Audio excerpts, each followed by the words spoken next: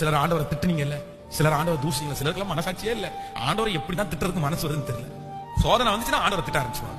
இஸ்ரவேல் ஜனங்கள்ன்றதுக்கு கரெக்டா இருக்கும்.